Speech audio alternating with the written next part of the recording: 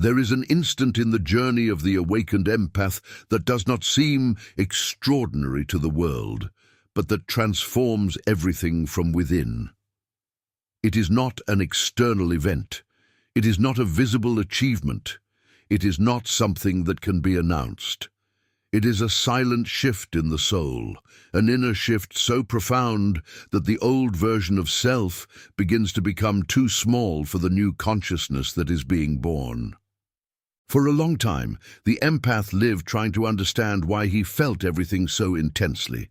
While others went through life's experiences in a superficial way, he absorbed every emotion, every silence, every invisible tension in the air. He carried pains that were not only his. He tried to maintain harmony where there was chaos. He offered understanding where he received incomprehension. And even so, he continued to believe that there was something wrong with him. But there wasn't. What existed was a process. A slow, invisible, and profoundly transformative process. The pain that seemed excessive was actually preparation. The loneliness that seemed like rejection was actually refinement. The constant feeling of not belonging was shaping something rare, something that few get to touch. Because the true empath is not destined to remain on the surface of life. He is destined to pass through his own shadows until the light is no longer a pursuit, but a natural state. And the moment comes when this crossing reaches a decisive point.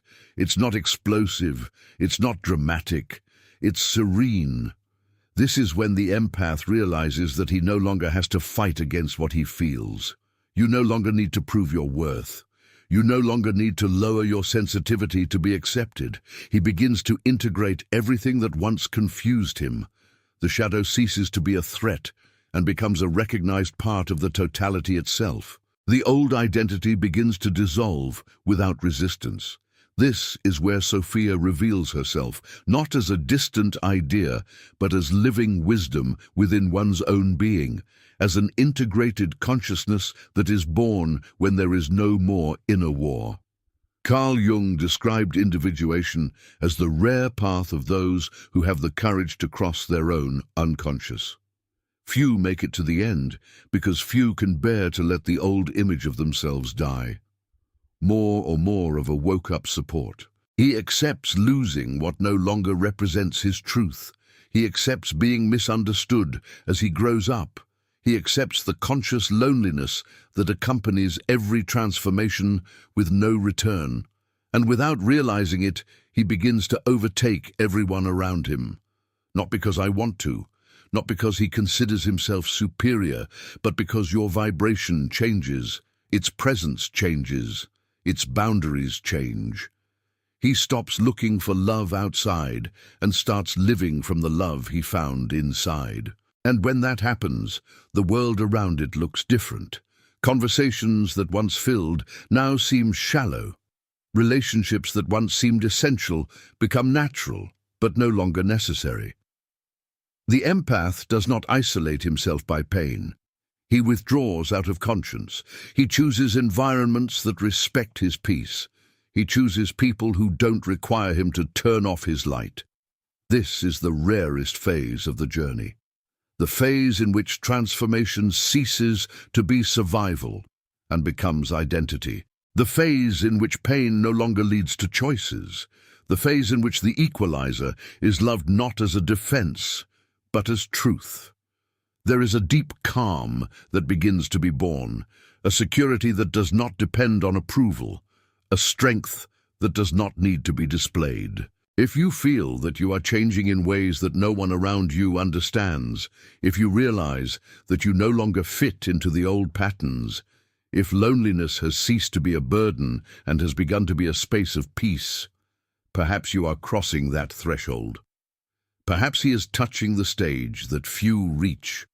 In this video, we will understand what happens when the empath catches up with Sophia and outperforms everyone not by competition, but by consciousness. Let's recognize the pain that was necessary, the liberation that is approaching, and the new identity that is born with no return. Because when that phase arrives, there is no possible regression. There is only expansion, And this expansion is silent, but it is definitive, the silent pain that prepared the rare soul. The journey of the empath does not start strongly. It starts with sensitivity. It begins with a child who perceives more than he should realize, who feels more than he can explain, who absorbs the environment as if the world were always happening inside him. From an early age, he learned to adjust. He learned to dim his own brightness so as not to bother him. He learned to interpret silences, to predict mood swings, to offer care even before someone asked for it. He believed that to love meant to adapt, that understanding meant sacrificing, that to be good meant to endure. And for a long time he endured. The pain was not scandalous. It was not something that could be clearly pointed out. It was a silent pain, a constant feeling of being out of place, from being too deep for shallow conversations, from being too intense for fragile bonds. He didn't feel superior. He felt different, and this difference often seemed like a burden. The empath carried emotions that were not only his. I would enter an environment and feel the invisible tension. He would hear a word and pick up on what was hidden behind it. He loved with total surrender and was disappointed with the superficiality of others. And each disappointment left a discreet but cumulative mark. Over time, he began to question himself. Maybe I'm exaggerating. Maybe I'm sorry too much. Maybe I need to be less. This attempt to reduce herself was one of the most painful phases of her journey, because the empath was not born to be less. He was born to integrate everything. Carl Jung described individuation as a rare process, a path in which the individual needs to cross his own unconscious and recognize what has been repressed. The empath lives this crossing intensely. The pain he feels is not just circumstantial, it is initiatic. It is the forge that prepares the rare soul for something greater. Each rejection was a mirror. Each abandonment was a calling. Every silence he endured was invisible training. While others were distracted by external validations, the empath was led inside. Life seemed to constantly push him towards self-knowledge. He did not choose this path out of spiritual ambition. He was taken out of necessity, because surviving emotionally required him to understand himself. And it is at this point that the pain begins to change meaning. It ceases to be punishment and begins to be preparation. It ceases to be proof of inadequacy and becomes refinement. The empath begins to realize that his sensitivity is not weakness. It is expanded perception. It is not excess. It's depth. Something inside him matures. It begins to move away from environments that drain it. He begins to notice repetitive patterns in relationships. He begins to notice that he has always been the one who has sustained the emotional balance of others. And for the first time, a silent question arises. Who sustains me? This question is not born of revolt. It is born of consciousness. The pain that once made him seek acceptance now begins to push him toward emotional autonomy. He begins to understand that the rare soul was not created to fit anywhere. It was created to become whole, and this wholeness requires a crossing, the crossing of the shadow. Everything he repressed to be loved begins to emerge. The anger he never expressed, the sadness he never validated, the accumulated fatigue of always being strong. At first, this is scary, because the empath identified with the image of someone who endures everything with sweetness. But true transformation begins when he accepts to feel everything, including what he thought was inadequate. The silent pain fulfilled its role. She taught him to see. She taught him to feel. She taught him how to survive. Now, she begins to teach something deeper: liberation. Because the rare soul was not created to remain in suffering. It was shaped by him, but not defined by him. And in this recognition is born the first real movement towards the rarest phase of the journey. The empath begins to realize that he is not broke. It is awakening when the old identity begins to die without resistance. There is a moment in the life of an empath when he realizes that he can no longer go back to who he was, not out of revolt, not because of recent trauma, but because something inside him has changed irreversibly. The old identity begins to feel cramped. Before, he defined himself by the ability to understand everyone, for the ability to keep the peace, for the constant willingness to adapt. He believed that this was his essence, but now he begins to feel that this version was just a phase, not a lie, but a stage. Symbolic death does not happen abruptly. It happens in a serene way. The empath begins to say no without guilt. He begins to walk away without explaining too much. He begins to choose his own silence as a priority. This is not born of coldness. It is born of clarity. He realizes that many relationships existed because he sustained the imbalance. He was the invisible support, the constant mediator, the silent caretaker. When he starts to withdraw that energy, the dynamics change. Some people walk away. Others try to pull it back to the old paper, but he can't do it anymore. The consciousness that has awakened does not allow for regression. Carl Jung spoke about the need to abandon the persona when it ceases to serve the evolution of the soul. The empath begins to realize that his old identity was, in part, a persona built to survive.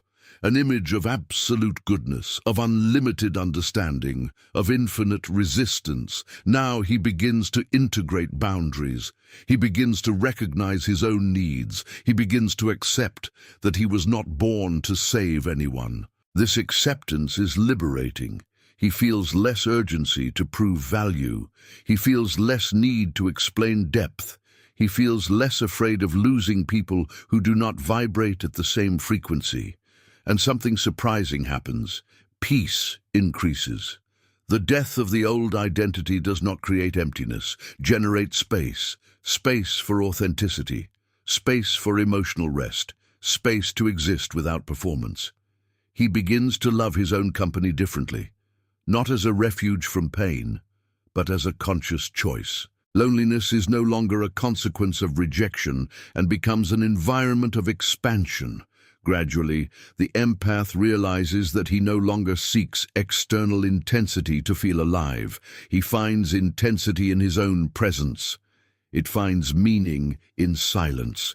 He finds stability within himself. This is the invisible transition.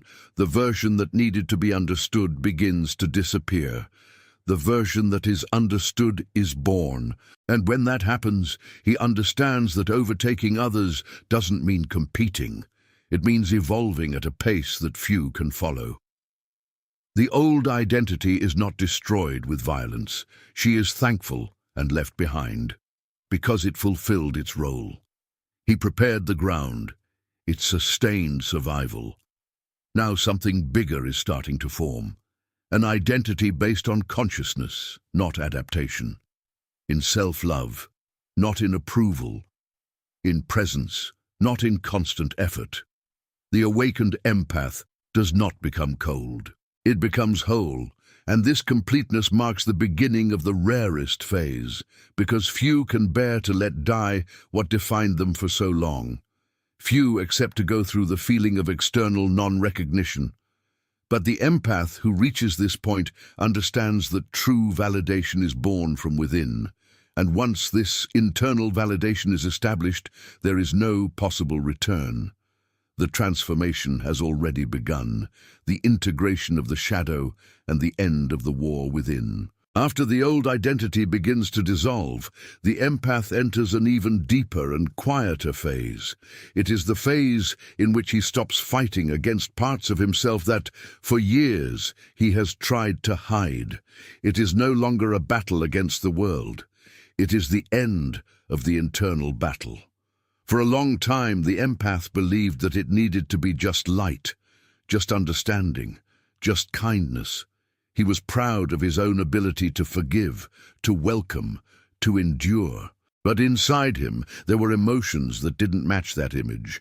There was fatigue, there was frustration, there was a contained anger for having always been the strong, the mature, the one who understands.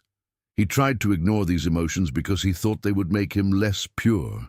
But what he didn't know is that the rejection of his own shadow was the last prison that kept him incomplete.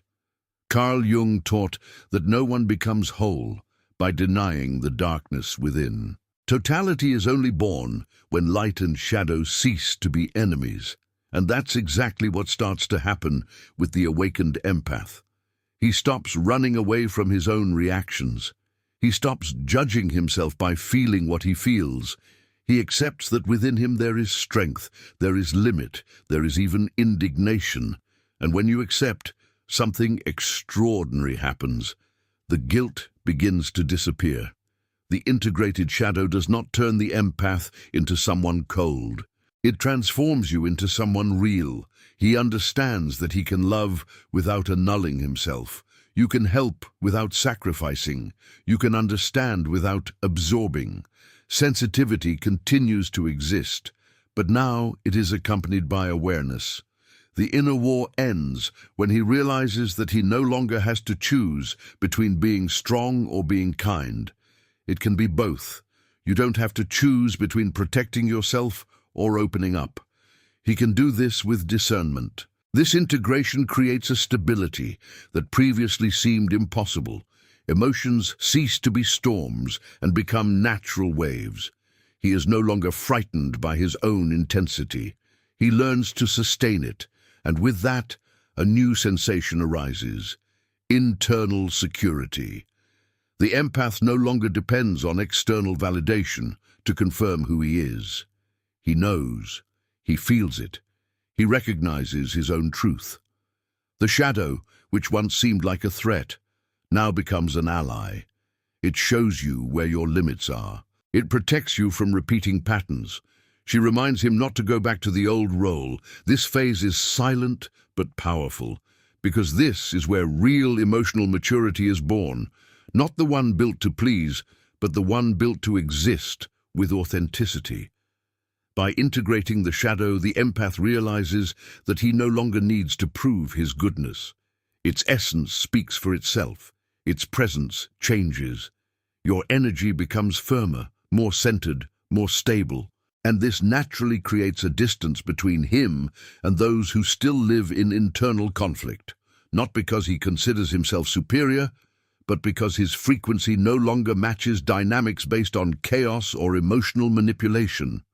The peace that is born of this integration is not euphoria. It is serenity. It is the feeling of being whole, without having to hide parts of yourself. And when the inner war ends, the empath feels something he may never have felt before: freedom. Freedom to be complete. Freedom to feel without fear. Freedom to exist without being reduced. This is the real basis of the meeting with Sophia, because Sophia does not appear in those who are still divided. It reveals itself when the soul accepts its own wholeness. And the empath that gets here is no longer the same. He is not only sensitive, he is conscious. And this awareness naturally leads him to the next stage: the loneliness that does not hurt, but elevates. The conscious solitude that separates the empath from the crowd.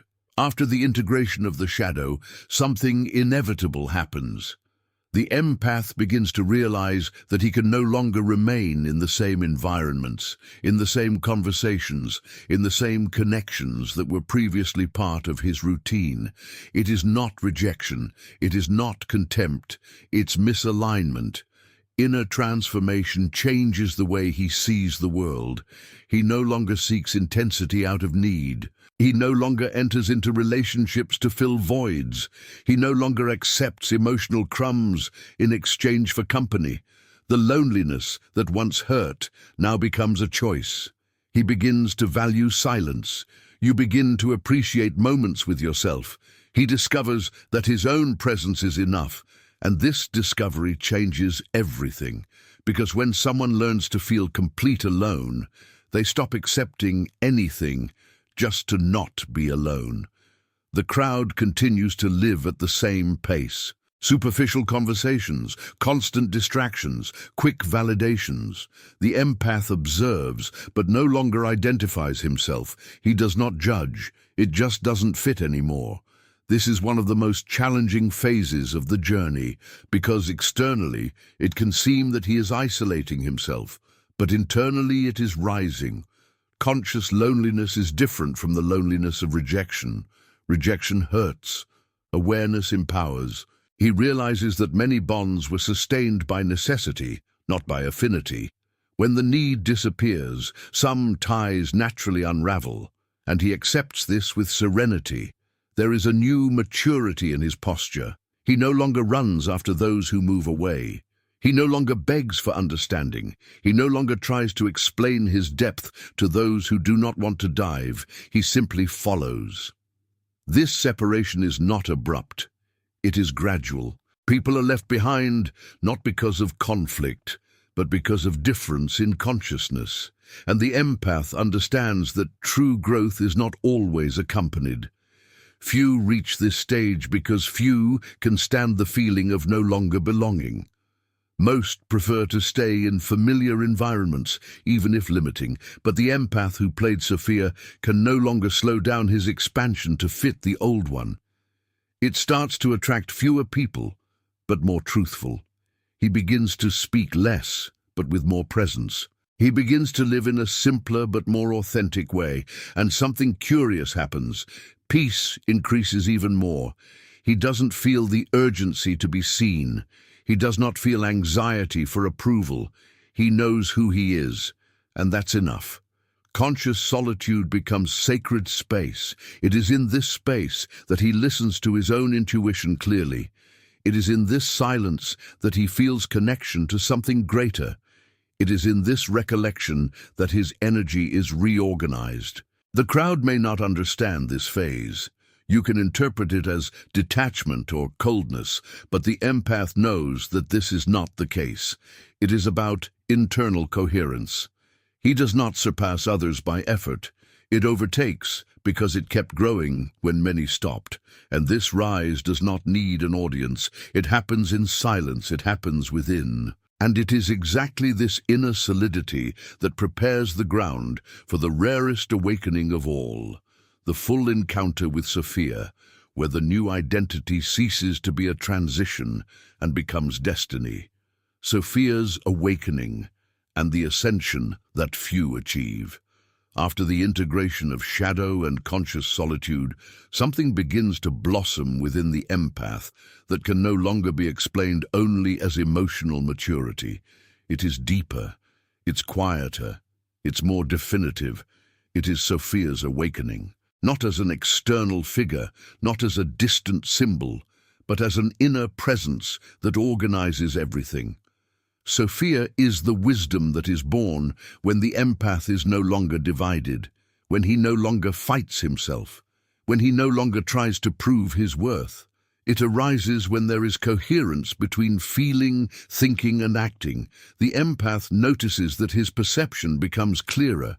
He begins to see patterns easily. He begins to understand people without absorbing their pain. He begins to identify what is his and what has never been. Your energy changes. He no longer enters environments seeking approval. He enters knowing who he is. He does not bend down to be accepted. He does not change to be loved. He remains. And this permanence creates something rare, the silent ascent. It is not a social ascension. It is not external recognition. It is an elevation of consciousness. It is the feeling of being a few steps beyond old dynamics that once held you back. Few reach this stage because few can bear to go through their own darkness without giving up. Many stop in pain. Many stop in the revolt. Many stop on the run. But the empath that gets this far continued. He faced emptiness. He faced loneliness. He faced the fear of losing everything he knew. And now he realizes that he didn't lose. He found himself. Carl Jung described individuation as the process by which the individual becomes what he has always been in essence. The empath who awakens Sophia understands this vividly. He feels that there has always been a more whole version inside him, waiting for the right moment to emerge. And when that version emerges, there's no going back. He feels no need to convince anyone of his own transformation. He feels no urgency to announce his awakening. He simply lives differently. His speech becomes more precise. Its limits become natural. Your presence becomes steadfast. There is a serenity that impresses effortlessly. A voice that is not aggressive, but unwavering. He no longer reacts impulsively. He responds with conscience. He no longer lets himself be dragged by other people's emotions. He observes, understands, and chooses. And most importantly, he loves in another way. No longer out of need, no longer out of need to be recognized, but by abundance. The love that is born in Sophia does not ask for return. It exists because it is part of the essence. And at the same time, he knows how to withdraw when there is no reciprocity. This is the rarity. It is not the sensitivity that makes it rare. It is integration. It is lucidity. It is the ability to remain whole, even when the world around you is fragmented. The empath realizes that he has surpassed old references. People who once seemed mature now seem stuck in repetitive cycles. Conversations that once involved him now seem predictable. He does not judge. He just recognizes that he is in another stage, and this awareness does not fill him with pride, it fills you with responsibility. Because Sophia is not just enlightenment, it is deep maturity. It is knowing that each choice now consciously builds the future. The rise that few achieve is not about becoming better than others. It's about becoming true to yourself. And this truth does not recede. The new, irreversible identity and the love that depends on no one. When Sophia settles down, transformation ceases to be a process and becomes identity. The drawer is no longer in transition. He is. The new identity is not built on wounds. It is not defined by traumas overcome. It is not based on stories of pain. It is born from the awareness that everything was necessary to get here. He looks to the past with gratitude, not resentment. Each experience, each loss, each phase of loneliness was part of the construction of this current version. And this version no longer negotiates its peace. He does not explain himself excessively. It does not seek approval. He does not try to convince anyone of his own worth. Internal security is so stable that it does not depend on applause or recognition. The self-love that is born here is not arrogance, it's respect. He learns to say no without guilt. Learn to get out of environments that drain your energy. Learn to choose ratios that vibrate at the same frequency. But most importantly, he learns to be alone without feeling incomplete. This is the true sign that the transformation is irreversible. The empath no longer fears loss. He understands that everything that is true remains by choice, not by dependence. He relates by affinity, not by necessity. The new identity is light, not because life has become easy, but because he has stopped carrying what does not belong to him. He no longer absorbs the emotional responsibilities of others. He does not assume roles that are not his own. He lives in line with his essence. And this coherence generates peace, a peace that does not waver with the opinion of others, a peace that does not depend on external circumstances, a peace that is born of complete integration. The empath who reaches this stage understands that overtaking everyone does not mean moving away from superiority. It means walking at a pace that few choose to sustain.